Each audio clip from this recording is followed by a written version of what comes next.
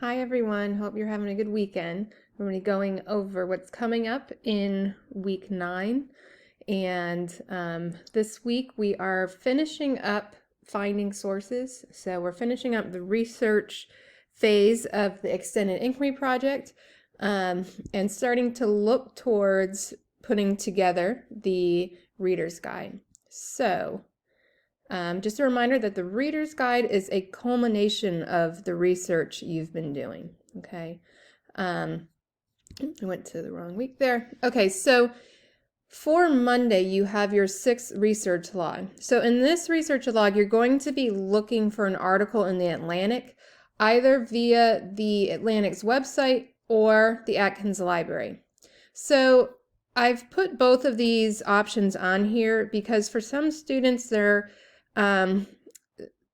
not able to access the full text articles, and there doesn't seem to be much rhyme or reason to this, so I want you to have a backup plan in case you can't access an article.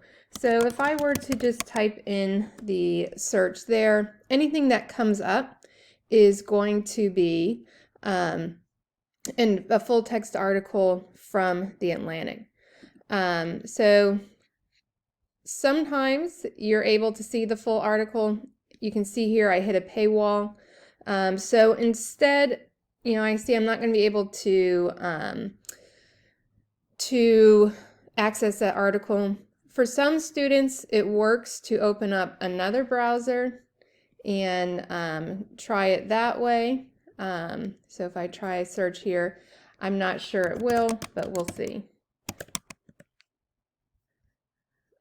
Let me try this one.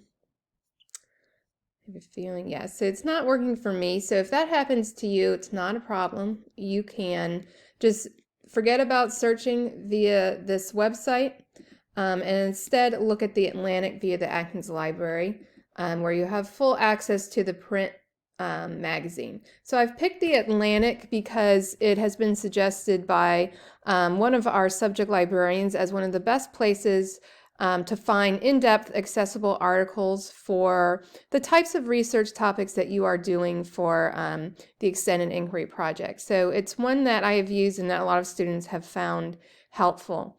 So when you get to this page on the library's website, it's going to search the print version of the Atlantic magazine from 1993 up to now, okay? And you do not want to type your search in here because that's going to search the entire Atkins Library. Instead, you want to be searching right here for articles within this journal. Okay, so let's say if I'll try social media again. Oftentimes it's not always the same stuff as their online magazines, so you may not find the same exact things. But I want to point out a few things to you. So you'll see after every article, this 1993, that is not the publication date. That's just the date that this database of the Atlantic goes back to. You'll see this date was the actual date of publication for the article, so they are more recent. So I have, let's see, a lot of results there. So maybe I want to limit it to, let's say, 2019. Oops. And make sure that you click apply those filters, and that might give us more manageable results. So look through these. Any of these you can access full text. So let's say I picked this, we're already in the metaverse one. Remember that you can use the citation builder there. That will build your citation style and whatever you're using. And also use this permalink as the link that you hyperlink to take your readers back to this this article. And then you can use any of these ones here. And I wanted to show you that, okay, so if this happens to you, where it says we found more than one possible match to your request, this is basically the table of contents from that same magazine that printed that article we want, which was called We're Already in the Metaverse. So it's like you're seeing the other articles that were published alongside it. And if you scroll down, you will find the one that you need. So it's just linking you to the same issue of that journal. So click on that. And so we're going to see through this access point the full PDF text of how it looked in the journal.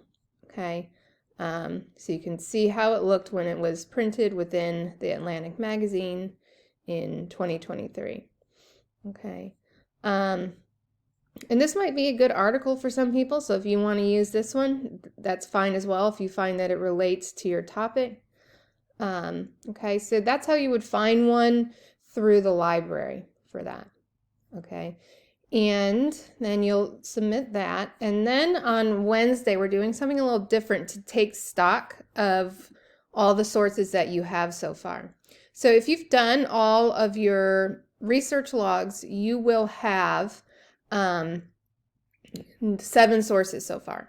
Okay, so what I'd like, I'm not going to read through this because it's all the instructions are laid out for you, and there's an example picture at the end here, but you're going to be arranging your sources that you've found so far into categories and an order that makes sense to you as the editor. Okay, so you can see the example here is what you're going to be doing. You come up with category titles for how you would categorize the sources you've found so far, and one rule is that you cannot choose pro, con, or positive, negative, because those are more surface level categories. You want to think more deeply about your topic. So you can see that this student has one category is complexity of language, culture, identity, and language coincide. Category 3 is writing linguistics should be better taught. Okay, so they're much more specific and different categories rather than just pro or con. So you're going to, and here's another example here that you can look at. You'll have some remaining blank cards. So you should have 2 that are, you'll have 2 for the final research log. So you want to look where you want to include more sources. So this is to help you see any gaps in your research that you might want to find in your final research log. Okay, so you will submit your picture to the assignment. So you'll take a picture of what you've done there. Okay, and then on Friday, you're using that assignment, so that organizing sources activity, to help you think of where are there gaps in your research that you want to find more about. And you're going to find 2 sources for this research log 7.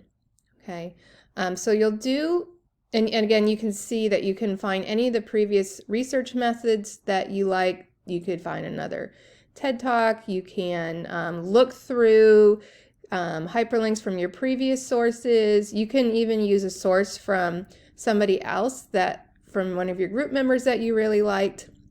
Okay, so it's kind of wide open for whatever kinds of sources you think you need at this point. And then you'll add them according to the instructions. And I want to point out, you will have, and I need to update this. Hang on one sec. Okay, so you'll see that in place of the editor's commentary this time, because this is your final research log, you're going to write something that's known as an elevator pitch. So an elevator pitch is a very short, quick explanation that you would give to somebody that doesn't know all that much about your topic in order for them to quickly understand it. So you really don't want to go, you want to kind of get as close to 200 words as possible. You don't want to go too much over or under. And so think about, how would you explain your topic to somebody that you had one elevator ride to explain it to them in, and they didn't know much about it. Okay, so it's a little bit different of a editor's commentary this time, but see what you can do with this.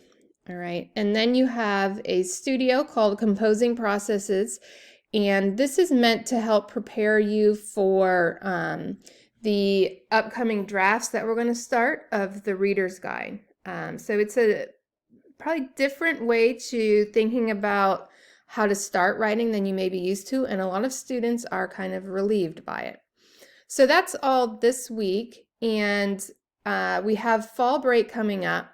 So the next time I'll send out a video will be that Tuesday of fall break. So you will not have anything due on that Monday, just that coming Wednesday when we get back from fall break.